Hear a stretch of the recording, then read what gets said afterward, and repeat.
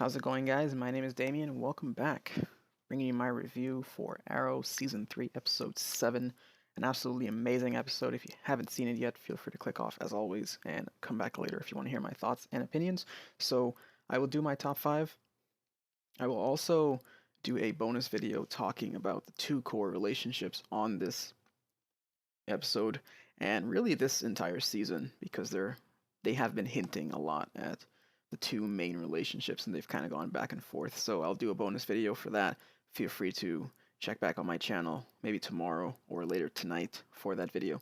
So I'll do my top 5 really quickly. It was an amazing episode, not necessarily because just tons of things happened, but really important things happened.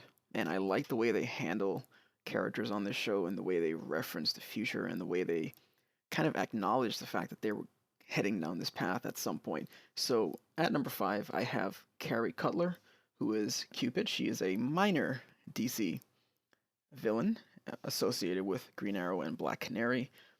Really great introduction to her character, especially at the end of last episode. There was also little references prior to that. I really appreciate things like that when the writers can acknowledge the future in that way. So she's obsessed with Oliver, of course. She visits a lot of his crime scenes. She's played, in my opinion, wonderfully by Amy Gummernick, if I'm saying her name correctly.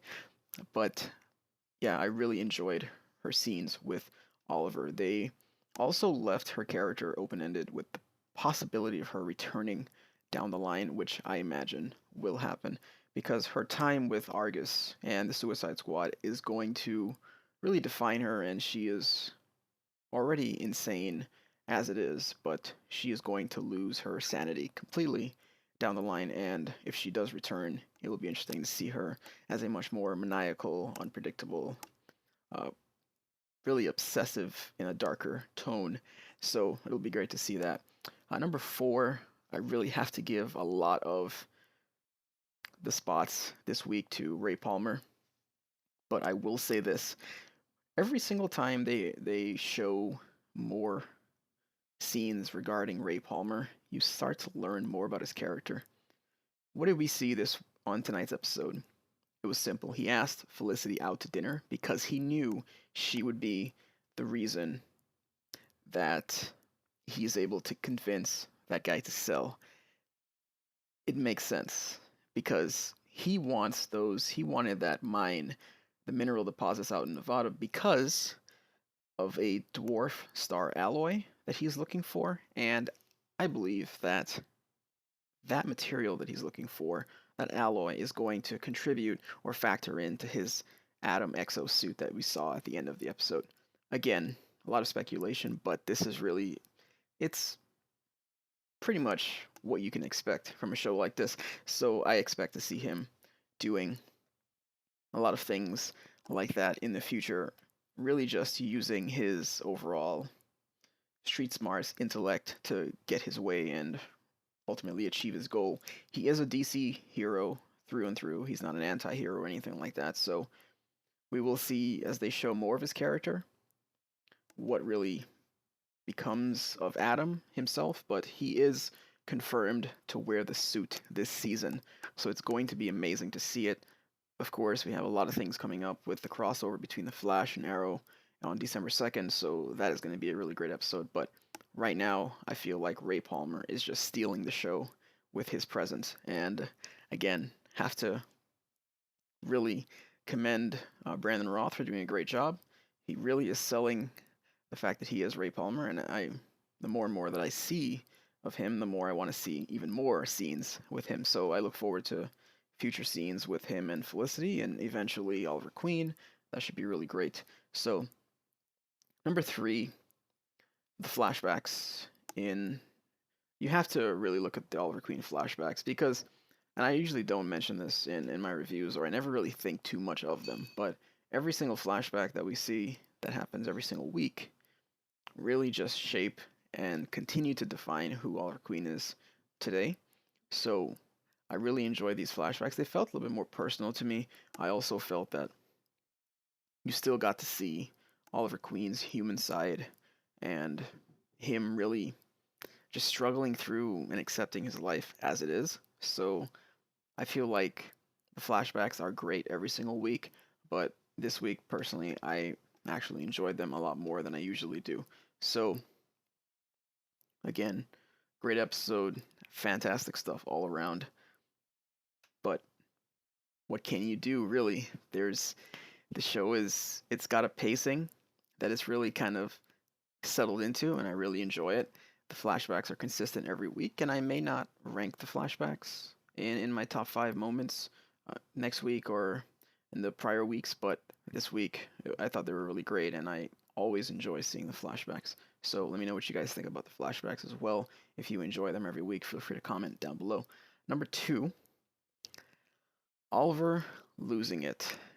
And this is something we don't normally see, but after he sees Felicity kissing Ray Palmer, he really just was upset.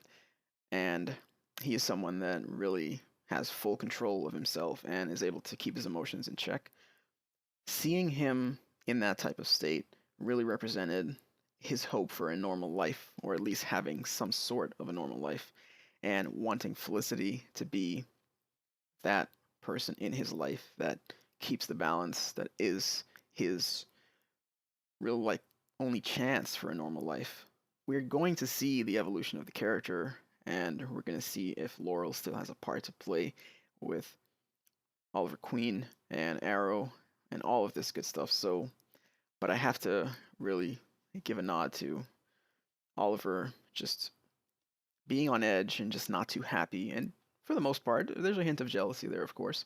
He's just not really too cool with the fact that Felicity's spending so much time with Ray Palmer. When he does find out that Ray Palmer is not exactly just your run-of-the-mill CEO and that he's actually a DC hero with all of these plans, that is going to push his jealousy to a whole another level. It's kind of like if Felicity were spending a lot of time with Barry, and Barry is just running around like the Flash, or, well, as the Flash, sorry, and doing all of these great things. Oliver would be made to feel a little bit less, he wouldn't really feel as important to Felicity because, again, he is just a human being, and the Flash, even though is human, possesses superhuman powers. So things like that, the struggle between him accepting who he is and really this hope for a normal life, all of this kind of factors into episodes to come. So again, really great. And number 1, I actually don't have a number 1, but what I wanted to commend as or point out as my number 1 moment for the entire episode is for having 42 minutes of great screen time all the way throughout. I actually didn't find 1 minute of the episode boring. There are a lot of side characters on the show that really just reinforce the idea that they're a team, they work together, they care about each other. Even though characters like Thea and Roy were a little bit smaller in this episode, there's just so many great things about Arrow that you really have to stop and look at and just see just how much work they put into the show. Again, I really enjoy the scenes with Diggle checking in on Oliver and Felicity. He is totally team Felicity, and I love when he gets involved with the two of them. So many great moments throughout the show. I cannot wait for next week.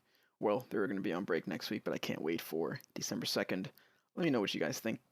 Comments down below. Leave a like on the video. Subscribe if you're watching this for the first time. I'll be doing weekly reviews for Arrow, Flash, and the Vampire Diaries currently. I plan to add more shows in as time goes on, but we will see how it goes. So I'll see you guys later. Check out my other 2 videos at the end. My name is Damien.